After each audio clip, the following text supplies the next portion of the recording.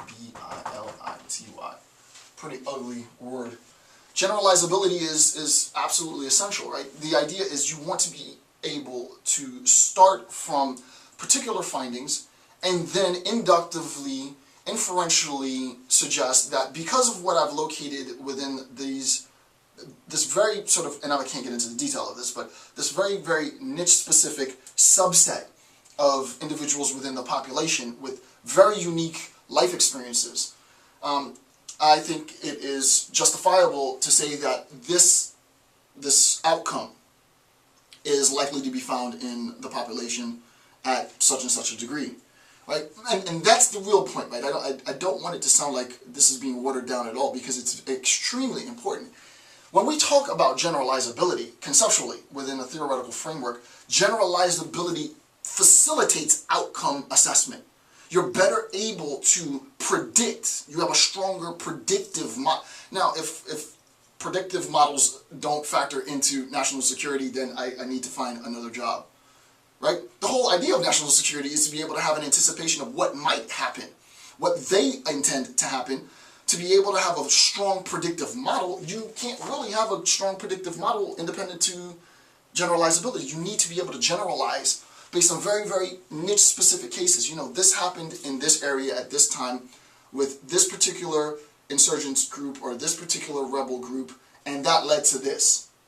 I'm being very, very general here because I want to be very general. And I've had feedback from the community of viewers and they said to keep it general, so I'm going to keep it general.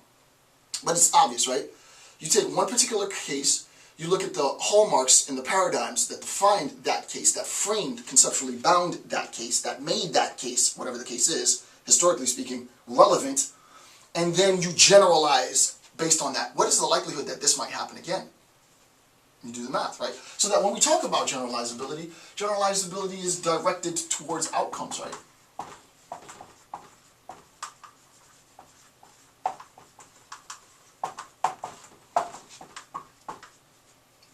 Towards outcomes. My writing's pretty atrocious there, right?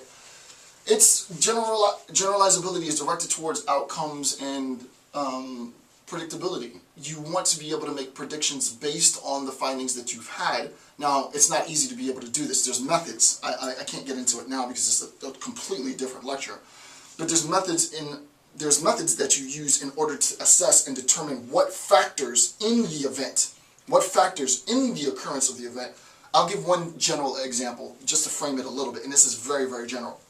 It is a fact, undeniably fact, that in terms of threat assessment, it is always to the benefit of, and this is just general, right?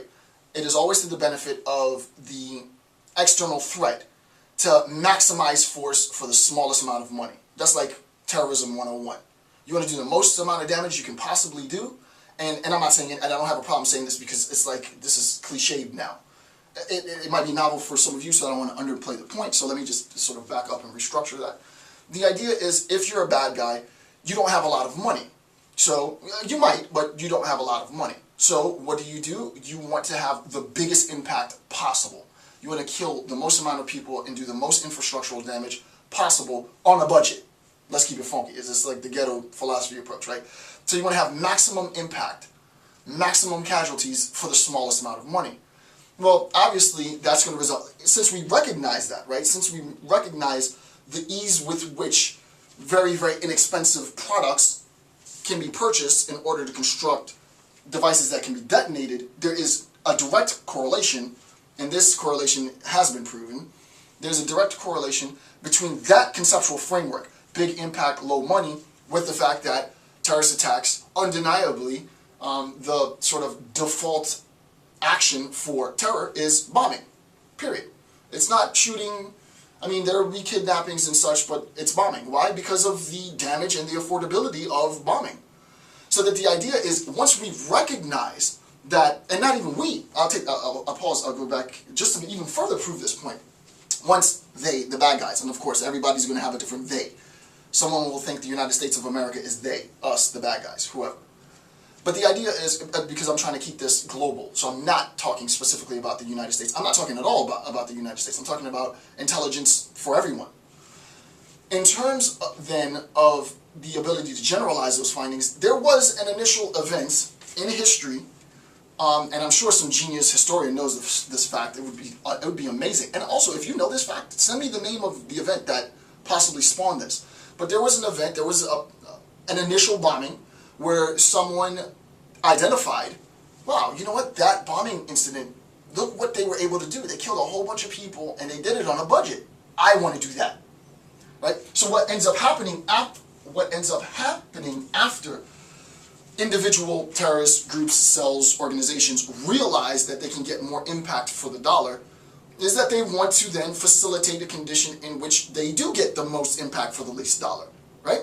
So you hire individuals who will be martyrs, you subsidize their families, they go out, they kill themselves and others, and it's done, sort of the propagation of terror is done for a budget. This idea of generalizability, however, and this is another, I don't know how complex I want to get in the lecture, but this idea of generalizability, once you recognize that there is a very, very effective mode of perpetrating fear, the problem then becomes is on a security level, right? Not on an external threat level, but on a security level, in response to that external threat, you have to try and construct, and I don't have the time to do this here, so I'll stop at this point, but you, the security force, have to try and construct a means of not thwarting the action. If you're spending the time trying to thwart the action, you're going to have problems. People are going to blow up stuff. What you have to do, and I'll leave it at this, is you have to try and construct deterrence to act. And how do we do that? Well, not going to discuss that publicly. I'll write on it privately, but that's a conceptual framework. You should have a pretty rigorous understanding of sort of the role of generalizability in theory. It's absolutely essential. It's absolutely essential. The one thing for me that's going to be novel in writing this next text is I do like meta theory. Really is what I do. That's the stuff that I really like to do. Most of the things that I've only really published one at this point, real seminal academic text, and it's like 90% meta theoretical. What I'm going to have to do in my upcoming research on national security affairs and the subsequent publication on this topic is recognize that I really can't do what I did before. I have to incorporate theoretical examples to some extent. I'd rather not use theoretical examples to any extent, but I am going to have to use possibly theoretical examples to some extent because the field as such is based in history, right? There's historical relevance to event X, which was the reason for generalizability. Okay, critical theoretical contributions to the academic study of national security will allow, as noted above, scholars to move beyond the context to hopefully identify trends, top of page 9, identify trends. I should have put that in italics, right? See, now I feel it. The universe is in the room with me. Identify trends. I gotta highlight that. Let me just finish this last little bit. Well, actually, I'm going to stop there. I have to stop there, and then we'll return. Identification of trends. All right. I don't want to go too fast, too quick, because I can feel it. All of the logical rules are clicking in order. It's just a good feeling in your brain. Think about this. We spoke a few hours back about the relationship between global trends and the indirect effect that global trends can have on policy. And we talked about how that might unfold. And we recognized that that was a potential theoretical susceptibility for policymakers because they don't recognize that they are being indirectly influenced. Their decision making is being indirectly influenced. And that influence is going to inform the policies that they're looking for, which means that they're going to ask or obligate the intelligence community to give them information with respect to an external indirect influence, a global trend that they're not aware of. Okay, yeah, I remember you said that. Dr. Campbell, what the hell does that have to do with generalizability? We said then, keep that in the back of your mind. This is going to be so good. We said then that in terms of generalizability, the whole idea of generalizability is to be able to construct predictive models.